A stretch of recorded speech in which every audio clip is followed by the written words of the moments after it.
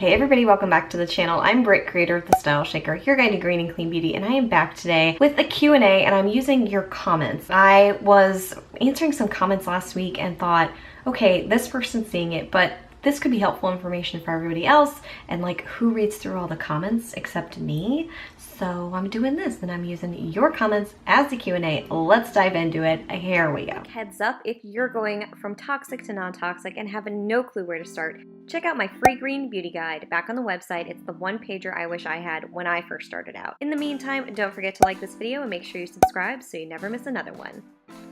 I did update the free green beauty guide. I popped in a bunch of new information, streamlined it a little bit, changed out some of the older videos with some new links. So make sure you check it out. I always have that like preliminary kind of shout out to it in these videos, but if you've already received the free green beauty guide and you want an updated version, I will send out an email about it so you can have a quick link there. And if not, if you don't want to wait for that, then you can check the link that you received from me initially, and that will drive you right to the updated version. Okay, let's get into the question, shall we? Okay. Have you tried the Ilia mascara? I hear it's really good. No, but I am buying it today because I did my best of mascaras, and there was one product that pretty much everybody mentioned for me to check out. It was that. So I'm going to buy it today.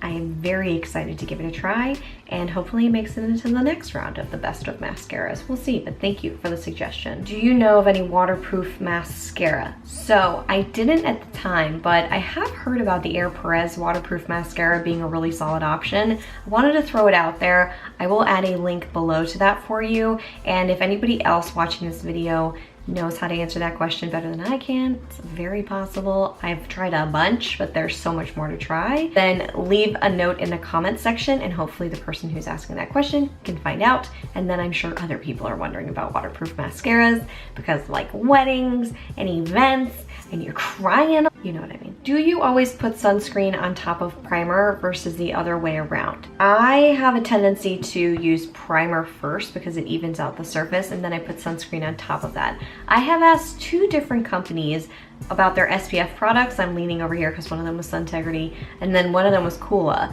And I said, what's better for the effectiveness of the SPF? One said wear it first underneath everything. The other one said wear it on top of it, you're fine. So great, I don't know what that means. But at the end of the day, what I tend to do is, because in my mind, my thinking is that the primer is really the evening out part. I don't want anything on underneath it unless I have to have it on there. So that's how I do it. I don't think there's one set rule, but I have heard very conflicting information from brands, so I'm just going about it how I think works best. Great question, had it myself.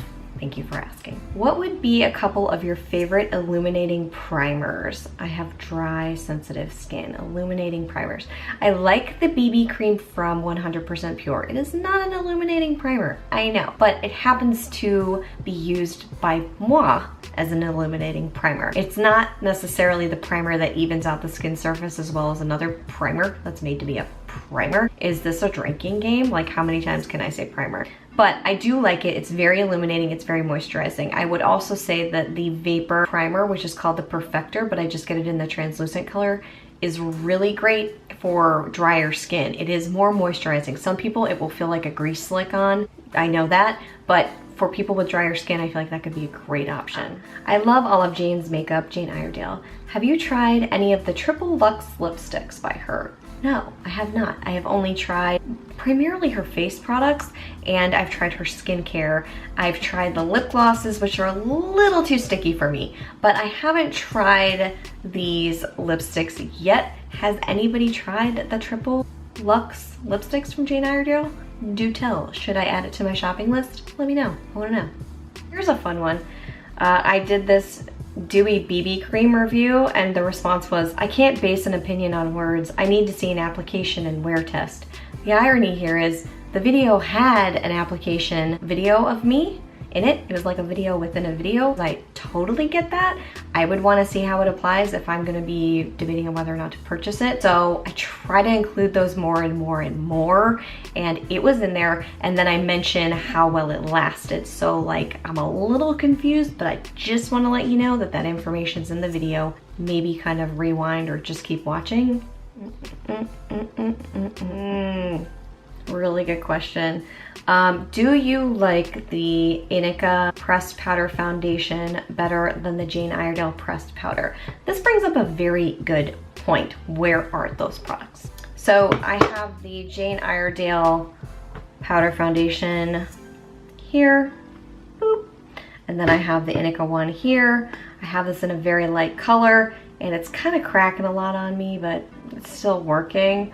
The Inika one applies like a dream. The Jane does not feel as silky. I would say the Jane sits a bit on top a little bit more. Personally, I like the Inika a little bit better because of the texture, and I'm a texture person. I like baked products for that reason. I don't know if it bakes out all the efficacy of the product. I'm looking into that too. But the Jane Iredale is still a very solid option. I would say this is a bit heavier of coverage. The Inika one I had to build to get that amount of coverage. Again, it depends on what you're looking for, but for me, based off of texture, I really like the Inika one. That's also why I love these questions, because a lot of people are like, which one do you like better? What's your favorite out of all those? I'm just gonna keep it real with you guys. There's usually not just one foundation that I like. There's probably one foundation that I like for that type of a week that I'm having. Like maybe I have very dry skin, maybe it's that time of the month. It just really depends. Because it's my favorite doesn't mean it should be your favorite, but I know everybody just wants to know the answer to that question, so I'll give it to you. There's a full review on both. Watch them, compare them, have fun. Have you ever tried Red Apple lipstick mascara? No, I have been only doing their lip liners. I have yet to branch out with that brand. Has anybody else tried it? Does anybody else love it? I kind of want to know. The brand name is a little confusing to me, even though I know they have a line that extends far beyond lipstick. It's just now it's like stuck in my head. So thank you for this. I will check it out. But if anybody else has tried it and loved it, let me know. Oh, and then there's another one. So this was a negative one. And I usually don't speak about negative comments or negative things on this channel because I like to keep this channel like I like my makeup and skincare. Non-toxic, no drama. If there are dramatic comments, for as long as I can monitor them, I will take them off, just FYI. I wanna be very upfront with you guys. I think there's enough of that going on, especially in the beauty community. I don't want any part of it. And I also think that if you have something negative to say and you're still watching the video, then like instead of writing a comment, stop watching the video and unsubscribe. That's all. I would. If I didn't like something, I would just stop watching. This was for when I was talking about the CE Ferulic serums. I might edit this out, I don't know, but you yap on and it's so annoying. So why are you still watching? Come on. I wish you all the best. If it's constructive, I have received comments where you're like, I really want you to face forward. It's really frustrating, da, da, da, da. You guys are so kind with your words. You say such thoughtful things and you ask such thoughtful questions. It's why I love my community here, because I've heard some pretty bad horror stories and I've seen a lot of it out there, and I consistently am always just like, not my people. My community is fantastic, so thank you. So somebody asked me, why don't you buy a product if fragrance is on the list of ingredients? Is fragrance too toxic? Sorry for the question, but I'm starting to worry about the ingredients, and most of the products that this person has have fragrance. I will say that, and I've mentioned this before, so I use the rule of 3, all these things I talk about in the free guide. The word fragrance or parfum, or when they write FRA-GRANCE, which I think is so cute. And yet, like, come on. It used to be something when I didn't know more ingredients, I would look on a bottle and see fragrance and it was an instant red flag and I would be like, no, I'm not gonna use it. Now, fragrance is the loophole, right? Like there could be anything in fragrance and they don't have to disclose it because no one's policing this industry. However, what it means to me now, instead of just a hard pass on a green beauty or clean beauty line, this is not like NARS. I know that that's not gonna be clean. No offense to NARS, I'm just saying that doesn't fall into the category of products that I wanna purchase and invest in. If I see it now, what I will do is contact the company. You guys, I cannot stress to you how important and helpful it is to reach out to the company and let them know that the consumer is curious and going to hold them accountable for being transparent. Because once you have the information, transparency is key. If they can't give you a clear answer, and don't dumb it down. Don't dumb yourself down either, and don't be like, well, I don't understand that, but I guess it's okay. No, it should be very, very clear to you whether or not this is a safe product for what you call safe in your lifestyle and everything, which can be different by person, but I digress. I won't go into that part. But if you don't feel comfortable with their answer, then look elsewhere. I have so many options on this channel. So if you don't like one company's response about a tinted moisturizer, I have like tons of other tinted moisturizers that you can try. So it's like no love lost, just move on. Fragrance, not always toxic. I can't make that blanket statement. I just can't. And then you have to define toxic, so layers.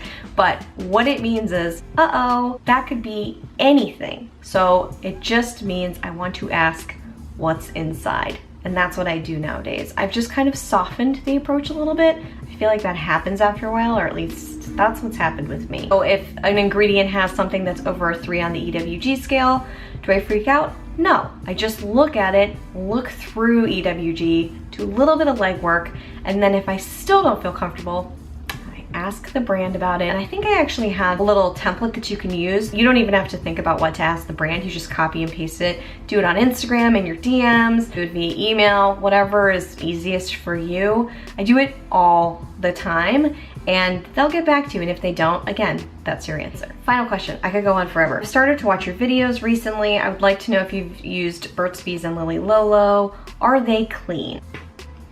I really wish the answer was simple. It's not.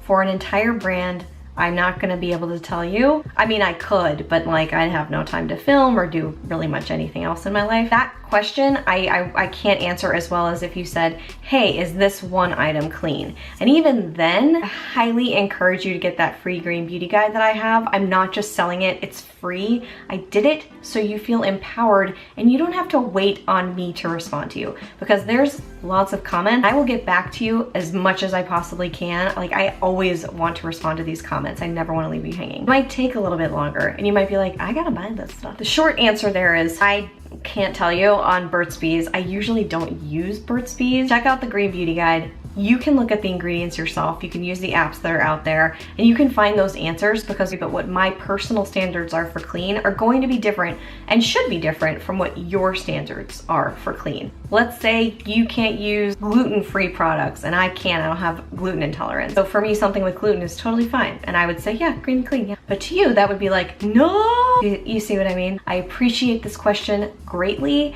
And that's kind of my answer. It's very long-winded, but no, I haven't tried Burts Bees. Lily Lolo, I have tried.